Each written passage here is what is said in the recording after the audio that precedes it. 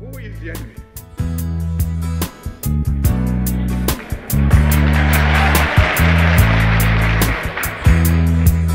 Fellow freedom fighters, the enemy is imperialism.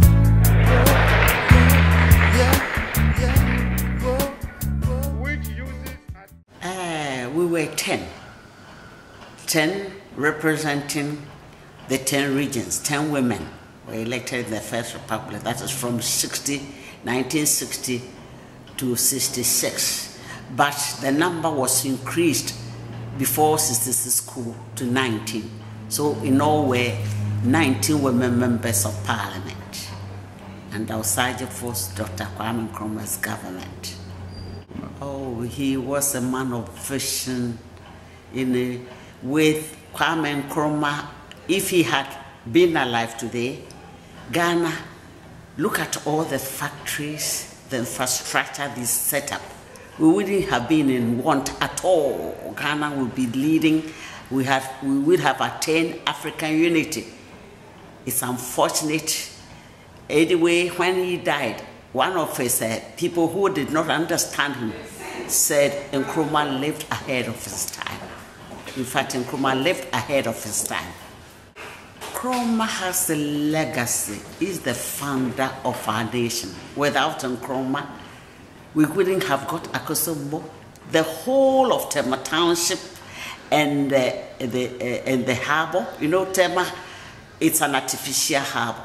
Township, Akosombo, so many things. Motorway, schools, you know, all. I think people who are now doctors, especially from the north, they all had the free and compulsory education under Kwame Nkrumah.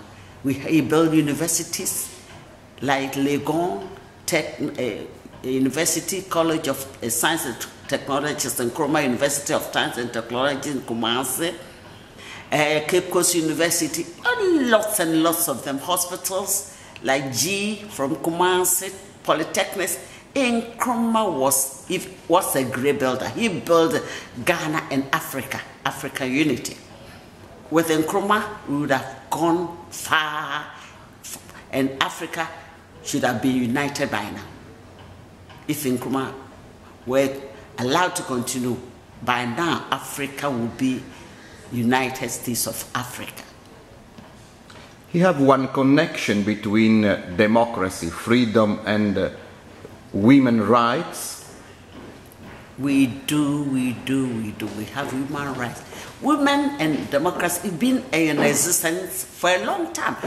You know, during the Nkrumah, that is pre-independence and after independence, it's because the women were so involved in the political struggle of this country. That's why the Representation of People's Act was passed in 1960, and the Governor General had the approval. And as a result, because Nkrumah, with his wisdom and the party, realized the great contributions that women made. That's why we elected 10 women, and then later increased the women in parliament to 19. It was during that time that we passed laws like free and compulsory education, women at marriage and inheritance bill, so many things, vocational bills, and we were competing. And let me tell you one thing. When Nkrumah set up the state enterprises, he made sure that the women were involved. I was the chairman of board of directors of the State Footwear Corporation. We signed an agreement with Clark shoe that in Czechoslovakia. The whole setup was the big footwear corporation, shoe manufacturing. It was just like a village. Chairperson in Kumasi, still standing idle. We were going to produce shoes for, that is it, Achimota shoes, Clark shoes for school children. Look at all the factories that Nkrumah set up. We had our own airline, Ghana Airways, Black Star Line, so many of them. Can you believe that we're in manufacturing Sugar here, two sugar estate, Commander and a Suchare. How at this time in our Ghana history, after 54 years of independence, we are still importing even topic to this country. It's a shame. It's really, really a shame. If we had continued Nkrumah's vision of industrialization, farming, where we had all the state farms, every district had a state farm, brigade farm, and we're feeding our people.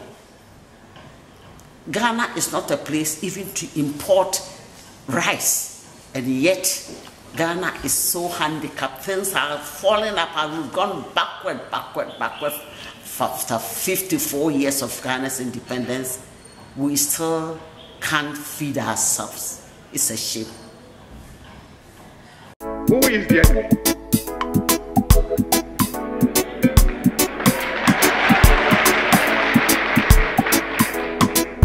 Fellow freedom fighters, the enemy is imperialism.